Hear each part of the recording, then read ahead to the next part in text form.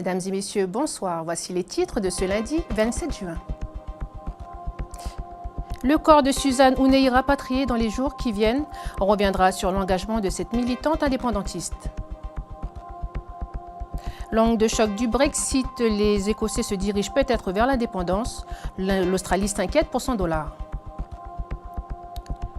La robe mission à l'honneur à Poneriwen. Les candidates à Miss Calédonie défileront avec la semaine prochaine à Nouméa.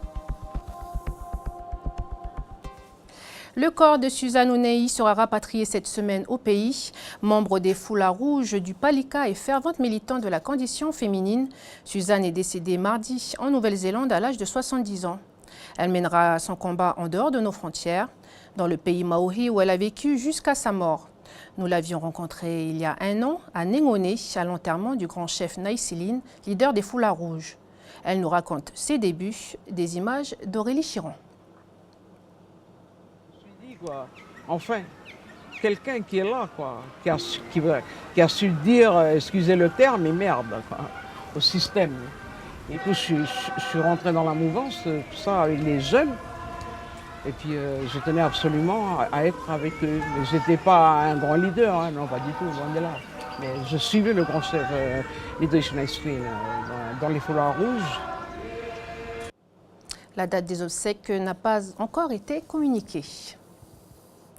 1400 litres d'holothurie ou biche de mer, comme on le dit ici. C'est la prise illégale retrouvée dans le navire vietnamien en fin de semaine dernière par les forces armées de la Nouvelle-Calédonie.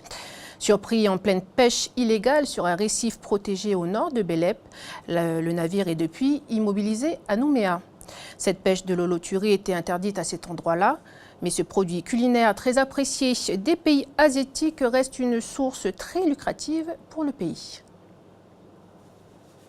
La pêche de l'holothurie, aussi appelée la bêche de mer, se pratique depuis les années 1840 en Nouvelle-Calédonie.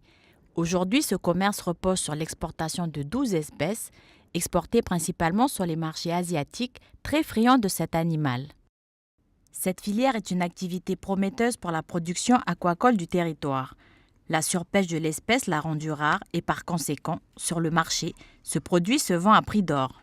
En 2011, selon le dernier rapport des affaires maritimes de Nouvelle-Calédonie, l'exportation de l'holothurie rapportait 108 millions CFP à la Nouvelle-Calédonie, ce qui le place deuxième produit d'exportation marin le plus rentable après la crevette d'élevage.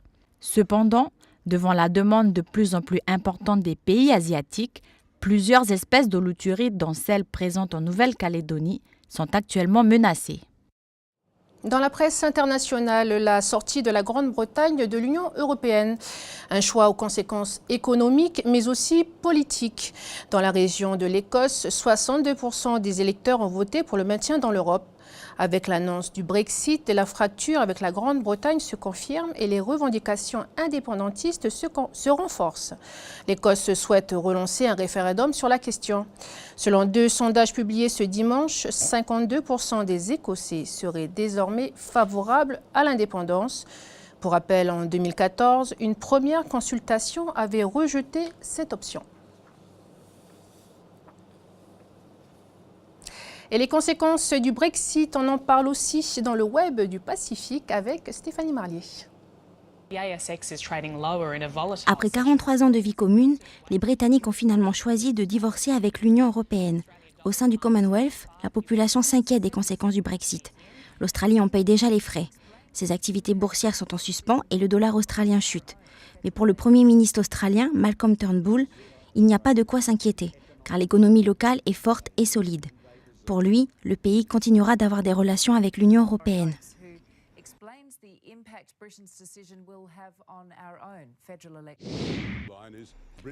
Une vidéo qui fait le buzz en ce moment sur la toile autour du scandale de l'industrie laitière en Nouvelle-Zélande. Attention, certaines images de cette vidéo peuvent choquer. Ne pouvant pas produire de lait, les veaux mâles, à peine nés, sont séparés de leur mère et traités comme de vulgaires déchets.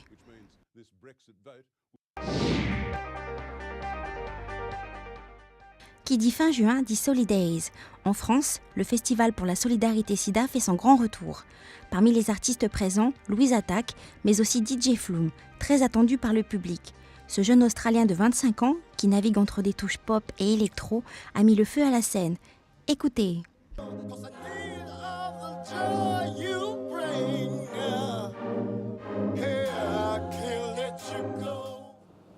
On passe au sport. La France se qualifie dans la douleur en quart de finale de l'Euro.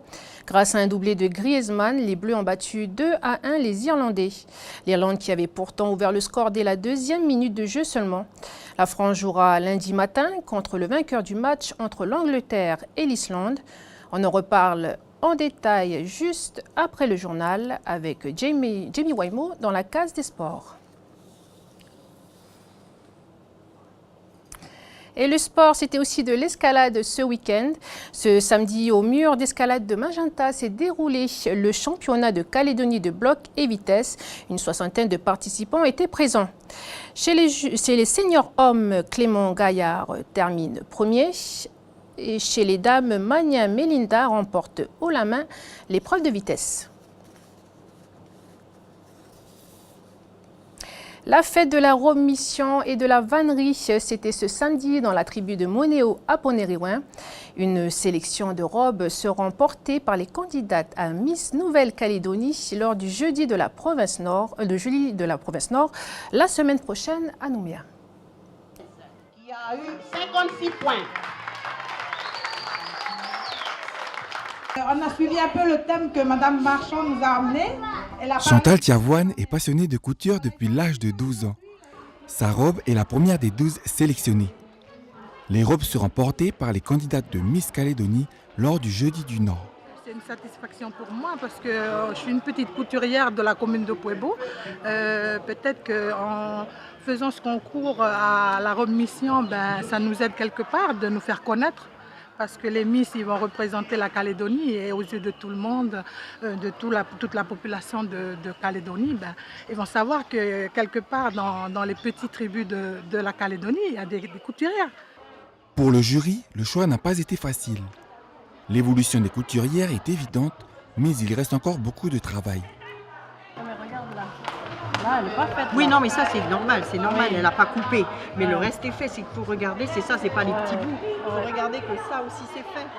Nous regardons les finitions. Parce que maintenant, les robes, c'est pas simplement sur l'esthétique, tout. On regarde l'originalité, les finitions sont très importantes. On veut que les mamans fassent des robes parfaites. Voilà. Qu'elles aient le goût de faire un travail jusqu'au bout avec le surfilage et voilà, tout.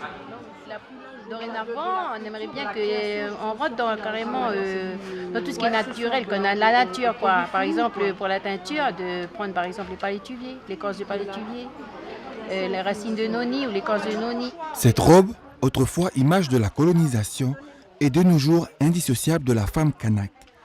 Revendiquée comme signe identitaire, transformée, elle permet l'expression de sa créativité culturelle. Voilà un reportage de Milk Atoua. C'était hier à la mission de Naketi que le père Roch Apikawa célébrait la messe des 150 ans de l'arrivée de l'Évangile. Une messe qui devait être célébrée par Monseigneur Calvé, mais il a subi un malaise alors qu'il se rendait à Naketi. Vanessa Kédé.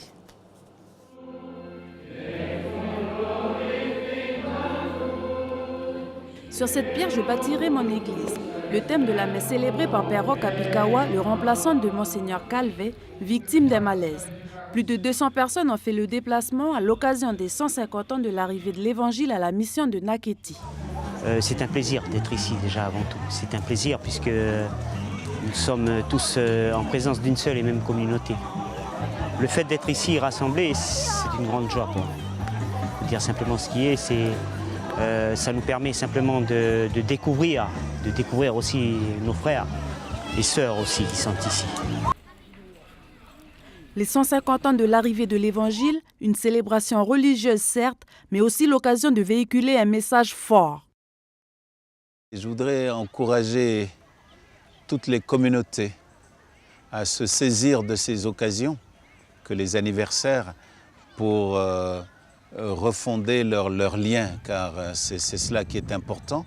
Alors c'est non seulement important pour les gens qui ont des cheveux blancs comme moi, mais c'est surtout important pour la jeune génération qui est témoin de quelque chose qui se vit, à qui l'on dit les choses d'hier et qui sont chargés des choses de demain.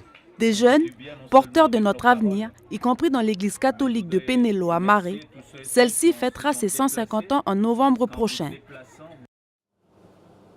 Voilà, c'est ainsi que s'achève cette édition. Tout de suite, Chloé Yentao testera pour nous la danse tahitienne, puis la météo et la case des sports avec Jamie Waimo. Il revient sur la qualification de l'équipe de France en quart de finale de l'Euro. Voilà, merci de nous avoir suivis. Excellente soirée à vous.